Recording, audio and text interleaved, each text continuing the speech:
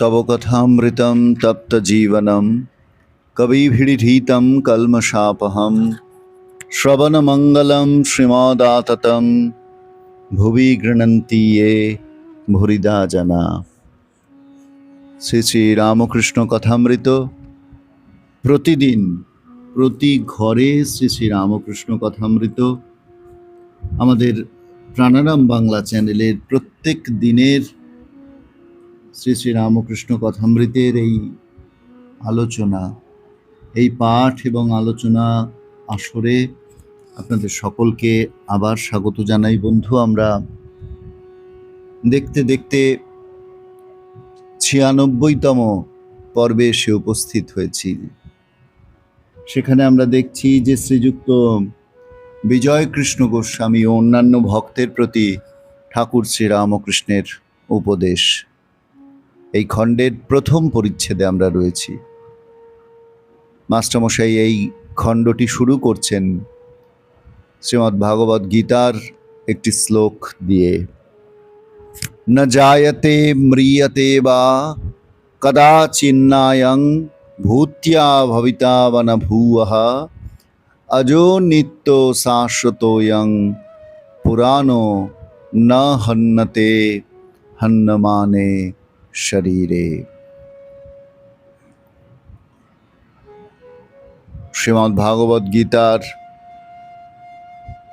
দ্বিতীয় অধ্যায়ের অর্থাৎ সাংখ্যযোগ নামক অধ্যায়ের ২০তম শ্লোক দিয়ে এই অধ্যায় শুরু হচ্ছে।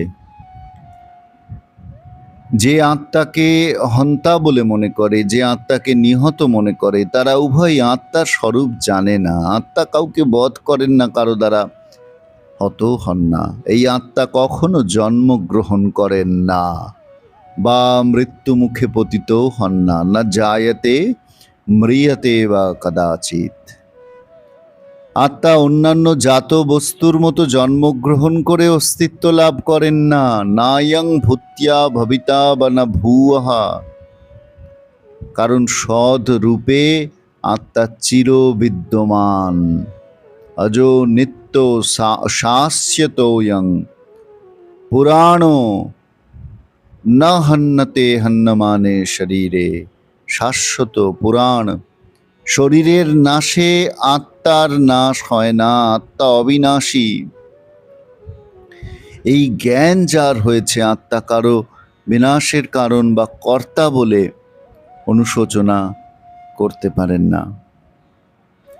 শাস্ত্রে যে ষড়বিকারের উল্লেখ আছে জাগতিক বস্তু মাত্রের জন্য, আত্মাতে জন্ম, অস্তিত্ব, বৃদ্ধি, বিপরিণাম, অপক্ষয় এবং বিনাশরূপ কোনো বিকারই সম্ভব নয়। তাই আত্মাকে বলা হয়েছে অজ, নিত্য, শাশ্বত ও পুরাণ। এই প্রসঙ্গ এবার আমরা আলোচনা করব, এবার আমরা পাঠ করব শ্রী শ্রী রামকৃষ্ণ কথামৃত থেকে। আমরা প্রথমেই মাস্টারমশাই অর্থাৎ শ্রী শ্রী রামকৃষ্ণের কথামৃতকার যে শ্লোকটি উদ্ধৃত করেছেন সেই শ্লোকটি পাঠ করলাম এবং তার বাংলা অর্থ করে শ্লোকটিকে আমরা সংক্ষেপে বোঝার চেষ্টা করলাম। মুক্ত পুরুষের শরীর ত্যাগ কি আত্মহত্যা? দক্ষিণেশ্বর কালীবাড়িতে শ্রীযুক্ত বিজয় কৃষ্ণ গোস্বামী ভগবান শ্রীরামকৃষ্ণকে দর্শন করিতে আসিয়াছেন। সঙ্গে ৩-৪টি ব্রাহ্মভক্ত।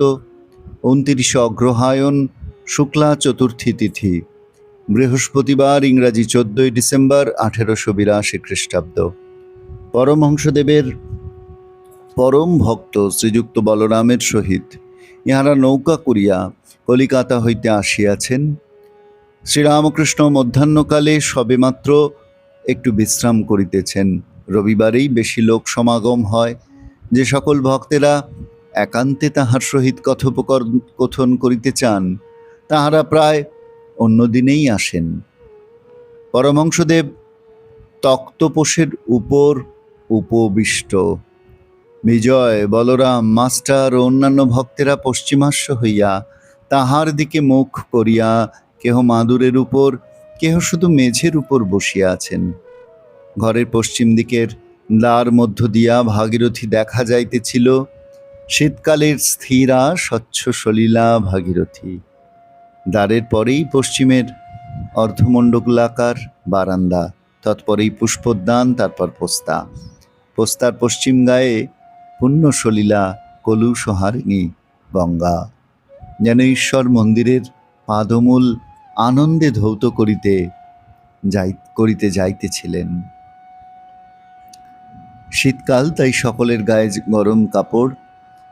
বিজয় শূলবেদনায় দারুণ যন্ত্রণা পান, তাই সঙ্গে শিশি করিয়া ওষুধ আনিয়াছেন। ঔষধ সেবনের সময় হইলে খাইবেন। বিজয় এখন সাধারণ ব্রাহ্ম সমাজের একজন বেতনভোগী আচার্য। সমাজের বেদির উপর বসিয়া তাহাকে উপদেশ দিতে হয়। তবে এখন সমাজের সহিত নানা বিষয়ে মতভেদ হইতেছে।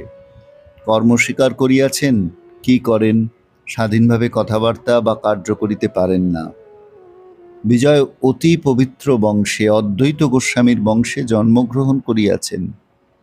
অদ্বৈত গোস্বামী জ্ঞানী ছিলেন, নিরাকার পরব্রহ্মের চিন্তা করিতেন, আবার ভক্তির পরাকাষ্ঠা দেখাইয়া গিয়াছেন।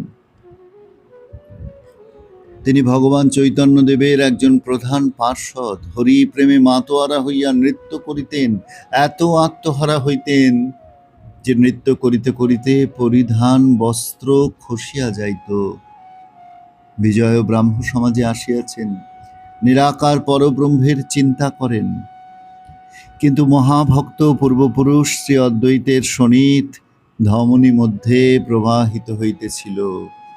শরীর মধ্যস্থিত হরি প্রেমের বীজ এখন প্রকাশোন্মুখ, কেবল কাল প্রতীক্ষা করিতেছে। তাই তিনি ভগবান শ্রীরামকৃষ্ণের দেবদুর্লভ হরি প্রেমে গরগর মাতোয়ারা অবস্থা দেখিয়া মুগ্ধ হইয়াছেন। মন্ত্রমুগ্ধ সর্প যেমন ফনা ধরিয়া সাপুড়ের কাছে বসিয়া থাকে, বিজয় পরমহংসদেবের শ্রীমুখ নিঃসৃত ভাগবত শুনিতে শুনিতে মুগ্ধ হইয়া তাহার নিকট বসিয়া থাকেন। আবার যখন তিনি হরিপ্রেমে বালকের ন্যায় নৃত্য করিতে থাকেন, বিজয়ও তাহার সঙ্গে নৃত্য করিতে থাকেন। বিষ্ণুর ইড়েদয় বাড়ি, তিনি গলায় খুর দিয়া শরীর ত্যাগ করিয়াছেন। আজ প্রথমে তাহারই কথা হইতেছে। শ্রীরামকৃষ্ণ বিজয় মাস্টার ও ভক্তদের প্রতি, দেখো, এই ছেলেটি শরীর ত্যাগ করেছে শুনলুম, মনটা খারাপ হয়ে রয়েছে। এখানে আসতো, স্কুলে পড়তো, কিন্তু বলতো সংসার ভালো লাগে না। পশ্চিমে গিয়ে কোনো আত্মীয়ের কাছে কিছুদিন ছিল, সেখানে নির্জনে, মাঠে, বনে, পাহাড়ে সর্বদা বসে ধ্যান করত। বলেছিল যে কত কি ঈশ্বরীয় রূপ দর্শন করি। বোধহয় শেষ জন্ম। পূর্বজন্মে অনেক কাজ করা ছিল, একটু বাকি ছিল, সেইটুকু বুঝি এবার হয়ে গেল। পূর্বজন্মের সংস্কার মানতে হয়। শুনেছি একজন সব সাধন করেছিল, গভীর বনে ভগবতীর আরাধনা করছিল, কিন্তু সে অনেক বিভীষিকা দেখতে লাগলো, শেষে তাকে বাঘে নিয়ে গেল। আর একজন বাঘের ভয়ে নিকটে একটা গাছের উপরে উঠেছিল। সব আর অন্যান্য পূজার উপকরণ তৈয়ার দেখে সে নিচে এসে আচমন করে সবের উপর বসে গেল। একটু জপ করতে না করতে মা সাক্ষাৎকার হলেন ও বললেন, আমি তোমার উপর প্রসন্ন হয়েছি, তুমি বর নাও। মার পাদপদ্মে প্রণত হয়ে সে বলল, মা, একটা কথা জিজ্ঞাসা করি, তোমার কাণ্ড দেখে অবাক হয়েছি। সে ব্যক্তি এত খেটে, এত আয়োজন করে, এতদিন ধরে তোমার সাধনা করছিল, তাকে তোমার দয়া হলো না, আর আমি কিছু জানি না, শুনি না, ভজনহীন, সাধনহীন, জ্ঞানহীন, ভক্তিহীন, আমার উপর এত কৃপা হলো। ভগবতী হাসতে হাসতে বললেন, বাছা, তোমার জন্মান্তরের কথা স্মরণ নাই। তুমি জন্ম জন্ম আমার তপস্যা করেছিলে, সেই সাধন বলে তোমার এরূপ জোটপাট হয়েছে, তাই আমার দর্শন পেলে। এখন বলো, কি বর চাও? একজন ভক্ত বলিলেন, আত্মহত্যা করেছে শুনে ভয় হয়। শ্রীরামকৃষ্ণ, আত্মহত্যা করা মহাপাপ, ফিরে ফিরে সংসারে আসতে হবে, আর এই সংসার যন্ত্রণা ভোগ করতে হবে। তবে যদি ঈশ্বরের দর্শন হয়ে কেউ শরীর ত্যাগ করে, তাকে আত্মহত্যা বলে না, সে শরীর ত্যাগে দোষ নাই। জ্ঞান লাভের পর কেউ কেউ শরীর ত্যাগ করে। যখন সোনার প্রতিমা একবার মাটির ছাঁচে ঢালাই হয়, তখন মাটির ছাঁচ রাখতেও পারে, ভেঙে ফেলতেও পারে। অনেক বছর আগে বরাহনগর থেকে একটি ছোকরা আসতো, উমের 20 বছর হবে। গোপাল সেন যখন এখানে আসতো, তখন এত ভাব হতো যে হৃদয়কে ধরতে হতো, পাছে পড়ে গিয়ে হাত পা ভেঙে যায়। সে ছোকরা একদিন হঠাৎ আমার পায়ে হাত দিয়ে বললে, আর আমি আসতে পারবো না, তবে আমি চললুম। কিছুদিন পরে শুনলাম যে সে শরীর ত্যাগ করেছে। পুরো পরিচ্ছেদটি পড়ার পরে আপনারা নিশ্চয়ই বুঝতে পারছেন যে কেন মহেন্দ্রনাথ গুপ্ত মাস্টার মশাই, যিনি নিজের নামটি শ্রী শ্রী রামকৃষ্ণ কথামৃতের কোথাও রাখেননি, গোপন করে রেখেছেন, নিজে শ্রীম বলে তিনি রামকৃষ্ণ পরিমণ্ডলে পরিচিত।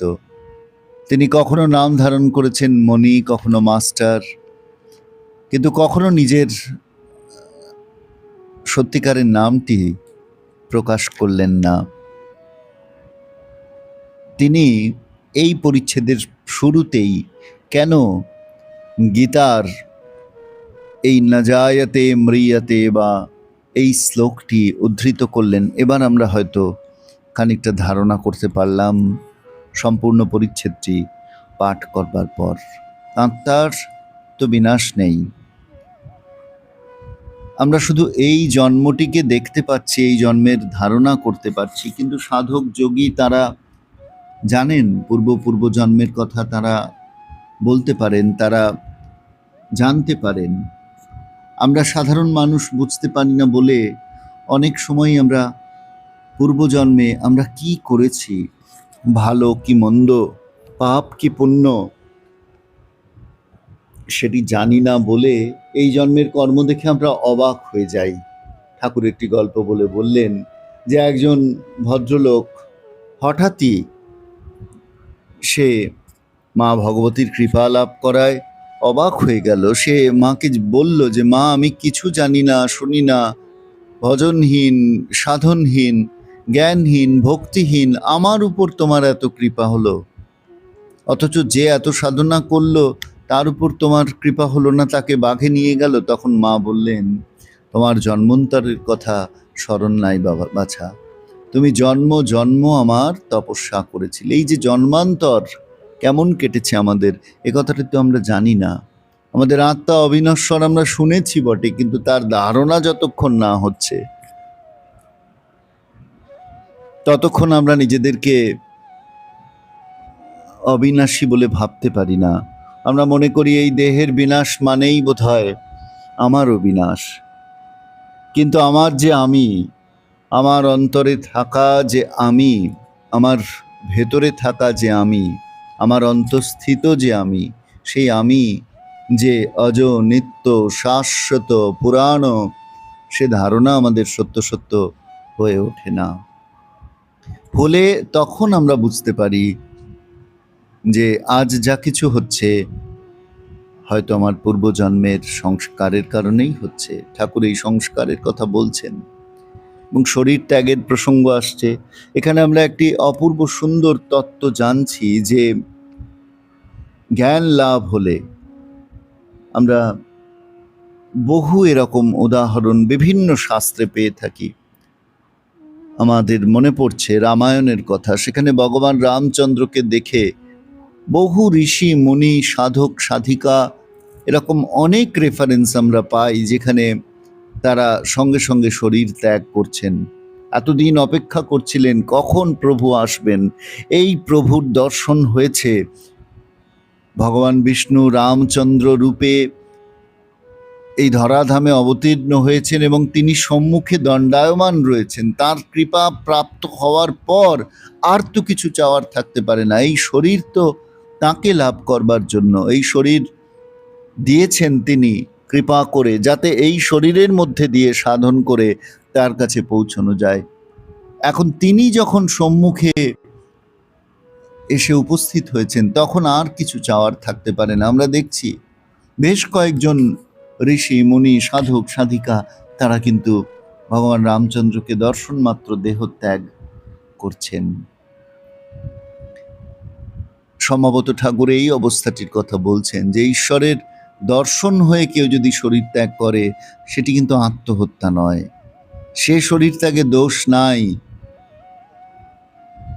জ্ঞান লাভের পর কেউ কেউ শরীর ত্যাগ করে।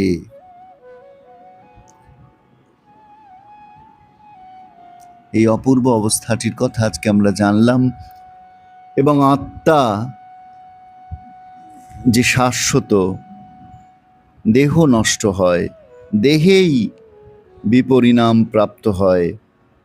আত্মার অবিক্রিয়ত্বের কথা গীতায় যেমন রয়েছে, আজকে আমরা সেই কথাটি সংক্ষেপে আলোচনা করার চেষ্টা করলাম এবং আমরা যেন সে কথাটি স্মরণে রাখতে পারি, এই প্রার্থনা। আপনাদের সকলকে ধন্যবাদ, নমস্কার জানিয়ে আজকের পর্বে ইতি টানছি।